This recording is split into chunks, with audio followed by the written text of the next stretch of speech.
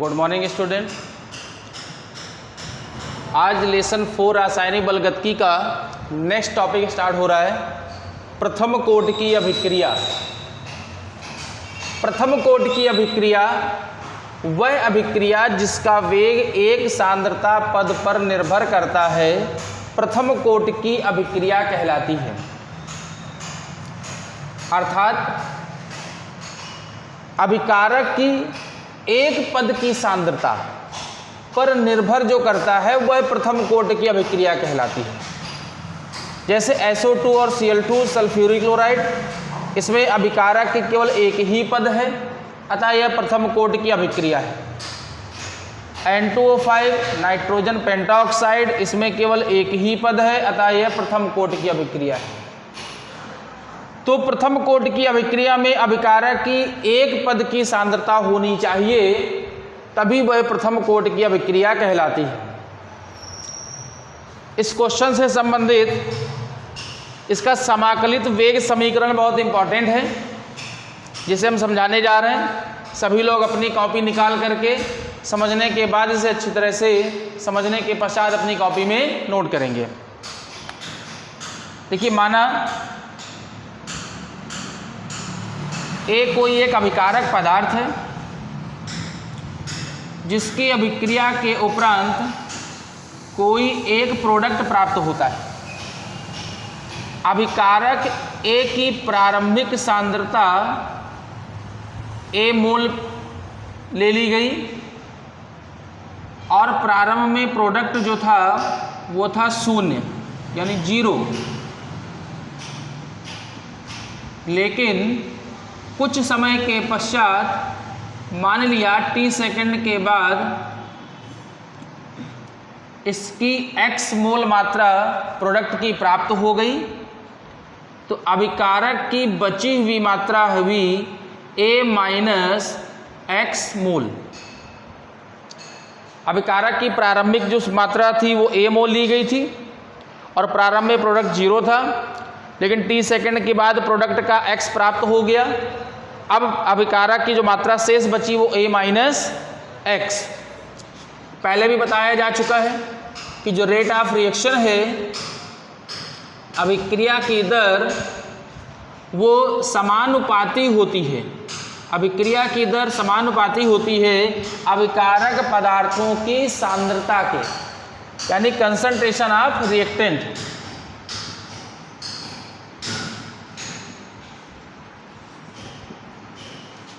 Concentration of reactant. अभिकारक पदार्थों की जो अभिक्रिया की दर है वो अभिकारक पदार्थों की सांद्रता के समानुपाती होती है। और अभिक्रिया की दर आपने पढ़ा था कि dx अपॉन dt। अभिक्रिया की दर का फार्मूला dx अपॉन dt, समानुपाती का साइन लगा दिया। अभिकारक पदार्थ की सांद्रता क्या है? अभिकारक में है A minus x, A minus x.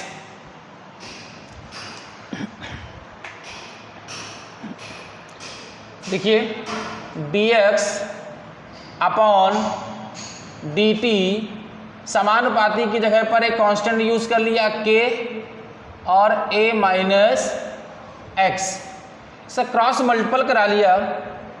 dx A minus x को dx के अपॉन में चेंज कर लिया और dt को उस तरफ लेके चले गए, तो dx upon A minus x और k इंटू dt, इसको ट्रांसफर कर लिया। इसको इक्वेशन नंबर 1 मान लिया गया। इस इक्वेशन 1 का इक्वेशन फर्स्ट है। समाकलन करने पर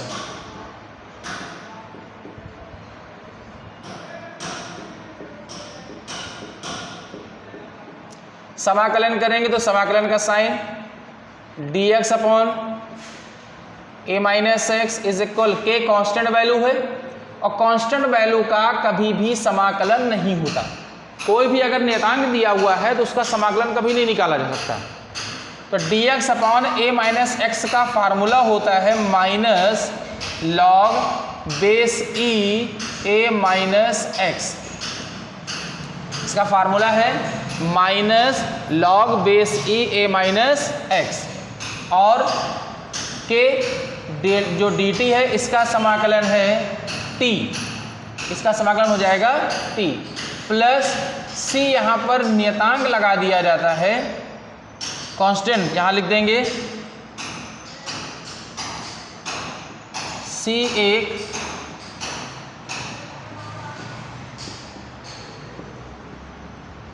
समाकलन नियतांक है।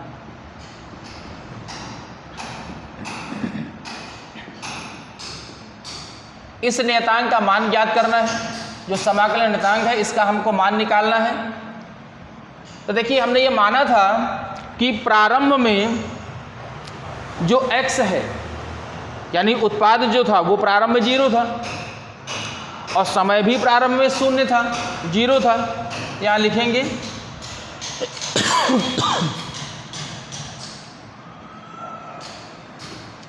प्रारंभ में t बराबर 0 और x बराबर 0,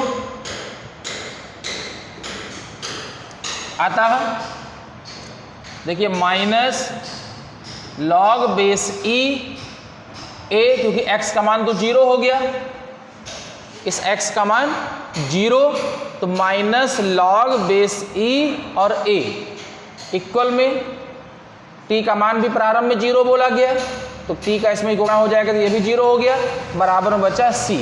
तो यहाँ c का मान आ गया माइनस लॉग बेस ई ए। अब इस c का जो मान आया है उसको इक्वेशन नंबर 2 में लिख दिया जाएगा। तो c का मान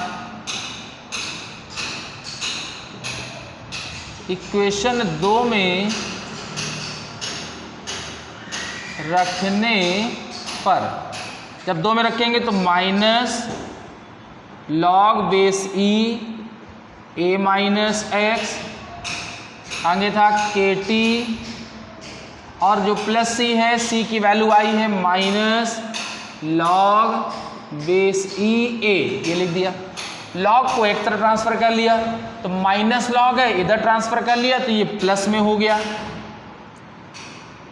लॉग ई ए, और यहाँ पर ये माइनस लॉग बेस ई ए माइनस एक्स लिखा हुआ है, इसको लिख दिया, इक्वल में के टी। लॉग कॉमन ले लिया, लॉग कॉमन लेंगे तो लॉग बेस ई और a upon a minus x log m by n का फॉर्मूला इसमें अप्लाई हो गया। लॉग एम बटे एन बराबर होता है log m minus log n, तो उसका अपोजिट कर लिया, लॉग कॉमन ले लिया तो जो log m minus log n लगा हुआ है लॉग कॉमन लेने पर लॉग एम बटे एन में बदल गया, बराबर के टी, टी इंटू में इसको भी इधर ट्रांसफर कर लिया तो ये हो गया के बराबर, ये इधर आ गया 1/t into log base E A upon a minus x. चूँकि लॉग की जो वैल्यू होती है वो बेस 10 में निकाली जाती है, जितने भी लॉग के मान आप पढ़ते हैं वो सभी बेस 10 में होते हैं, इसलिए इस लॉग बेस ई को बेस 10 में चेंज कर लेते हैं। जब इसको चेंज करेंगे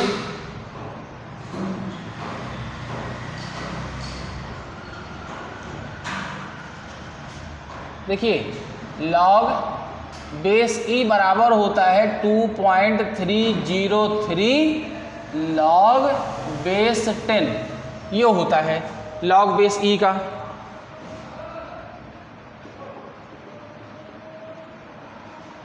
तो लॉग अतः के बराबर ये 1/t लिखा हुआ है इंटू लॉग बेस ई की जगह पर इसकी वैल्यू लिखी जाएगी 2.303 लॉग बेस 10 और a upon a minus x.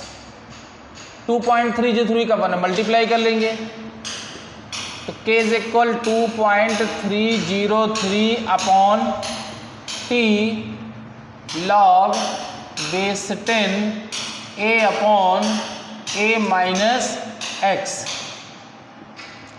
ये प्रथम कोटि की अभिक्रिया का वेग समीकरण प्राप्त हो जाएगा समाकलन विधि से।